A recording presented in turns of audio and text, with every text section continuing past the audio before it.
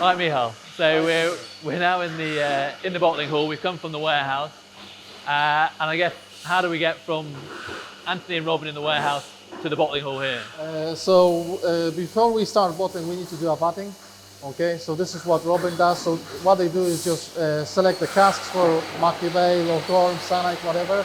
They will vat them together into a big tank, strengthen it, reduce it, taste it, nose it, and then once it's approved by Anthony, we can start pumping it into those stainless steel IBCs, and then they can go down the line. Okay, great. And what do we have here? So this isn't a Vatting No, Maki Bay? no. This is a single cask release for our Japanese customer, which we are doing right now, yeah. Okay, great. And single cast, like with the batting, same process into the IBC and down the line. Yeah, so with single cask, we just take. I'll just ask Robin to get the cask for me, so because they are not always easy to get. Yeah. Okay. So once I've got those casks, we'll just roll them in here, pump them into the IBC, and just bottle. Most of the single casks are the back labels are numbered.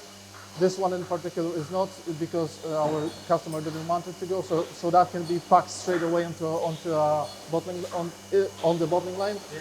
But in most case scenarios, the bottles will be labeled, but only with the front labels. They will go on a tray, and then after we know how many bottles we got, we can put the numbers on the back labels, and then label it by hand. Yeah. So it sounds like a lot of work, but this is actually sort of new and improved bottling line from where we were before. And we moved here only a few weeks ago. We moved here 4 weeks ago, maybe. 4 weeks ago, yeah. Yeah. And you started working when we didn't have as many automated machines in here. No. I started when we had only actually one fully automated machine, which was the corking machine. The corking machine, and everything else was by hand. Everything was semi-automatic. Yeah, so it's quite the change. So the cast or the vatting comes in here, and then we start by filling the bottles. Yeah, so Josh is filling the bottles. At the moment, we are filling 4 bottles at a time. Yeah, just keep going, Josh. At the moment, we are filling 4 bottles at a time. In next 2 or 3 weeks, we are expecting a new filling machine to come.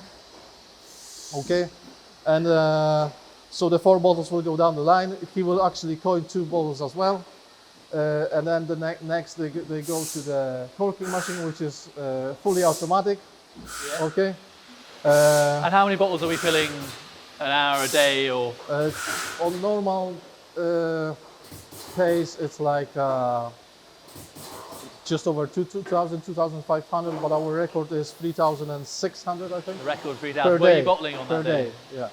You were bottling then? No. I think Josh was filling bottles. Yeah. I was working off the line, getting pallets, getting dry goods in the line, feeding the line, and then getting the other stuff away. Oh, yeah. And every bottle is the coin on the front is stuck on by hand. Every bottle we need to put the coin on by hand. I think we are in process of ordering machine for that as well.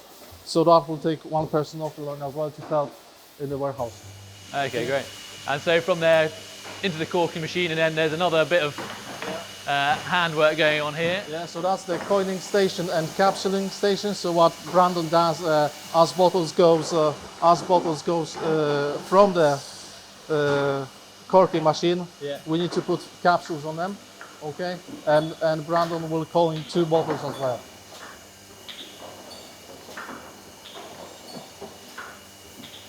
Okay. The next station is automatic capping machine. So before we got this machine, 2 people were doing that work, and it was yeah. So at the moment you've got 4 bottles going through the machine. So what happens is the capsule is being sealed. Okay. Very good. And then the next stage is labeling machine. Right.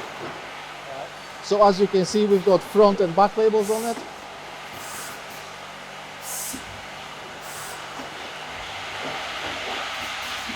And this is a single cast, so just going for one market, so it's one back label, as opposed to our main range of whiskies, which can be going all over the world, and presumably that causes a bit of trouble. I don't know if you can see at home, but we got a huge number of labels in the background, so managing that isn't easy. Yeah, so after Brexit, of course, basically for every distributor in the Europe, we have to have a different back label with their address, with their details on it. Before that, we just had one label, we called it general export, okay? So that was a lot easier to bottle, a lot easier to stock, but now we can't do it anymore. No, so you have to, every time a new market orders, let's say Germany, France, Belgium, it's a switch of the labels and a new pallet and off it goes. So when we are bottling for orders, we are changing the back labels per customer. Yeah. And that applies to every bottle. 20 cl, 5 cl, every single bottle that leaves this distillery and goes to Europe needs to have the distributor address on it. Yeah. So it's fun. Yeah. And then the last stage. So on the last stage, you can see Connor checking the bottles and putting them into the gift cartons and passing on to the Harry. And Harry's putting 6 bottles into an outer case, and then they go on a pallet. Okay, great. And we bottle absolutely everything here. So whether it's 100% Islay, barley, or it's poured down malting, everything that leaves still home. Everything's done here. Yeah. Okay. And this one isn't labelled. I think you mentioned at the start, but for a lot of the single casks, we're hand numbering them as well as labelling. Yeah. So I'll show you an example.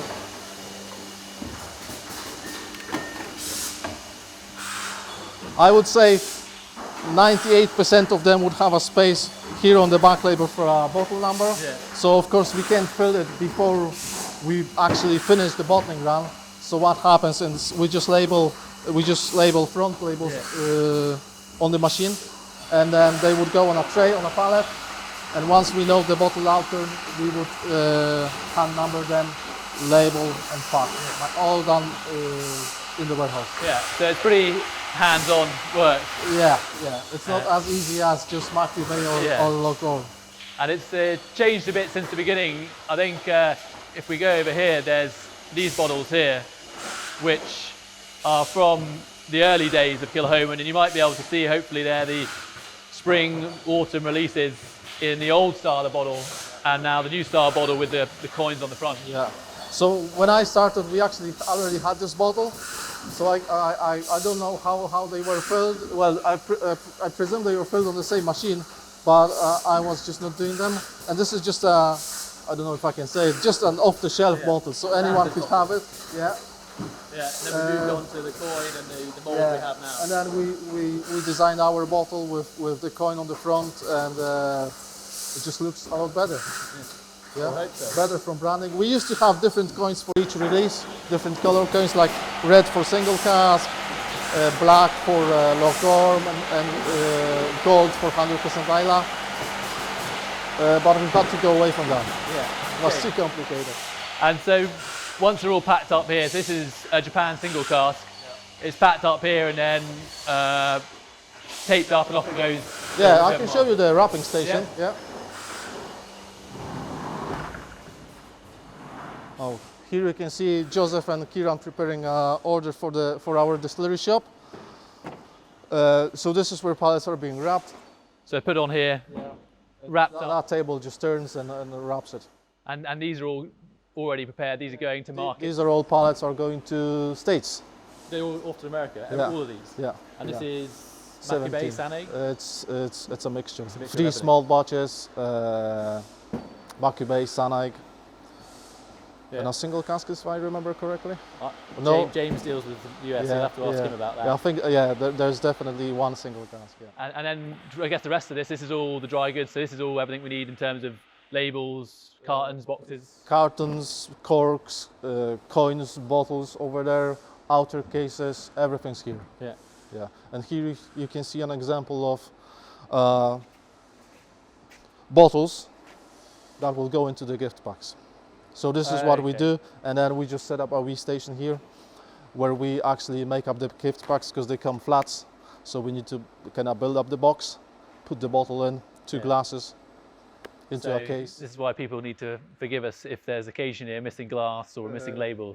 A lot of it's hands-on. Yeah, and it's everything is done here. Yeah. And what's next in terms of the bottling line? Are we getting anything in or doing any improvements or changing anything? So in the next few weeks we are getting a 9-head filling machine which will be automatic. So there will be like a turntable at the just before the machine. So what we'll do is just take the bottles off the pallet, put it on a turntable, and that will automatically feed into the machine. Okay, so that will increase the amount we can do hugely. Yeah. And keep them even busier on the line. But that also means that this person will be able to do other tasks on the line as well. Great. So that's bottling really from start to finish, and then and it goes everything. Yeah, as I said, we bottle everything here. We don't sell any to fillings or blendings or independent bottlers really. So it's everything you see around the world. All have come from this bottling hall. And this every release, every single cask, every private cask is bottled here. Yeah. Great. Well, thanks very much, Michal. We'll finish the series there. Yeah. Okay. See you guys. Oh, and I should say the Q&A as well. So if any questions throughout the process, you've got any questions for Michal about the bottling line or any of the shipments we're doing, you'll be online live for a Q&A now. Yeah. So see you soon.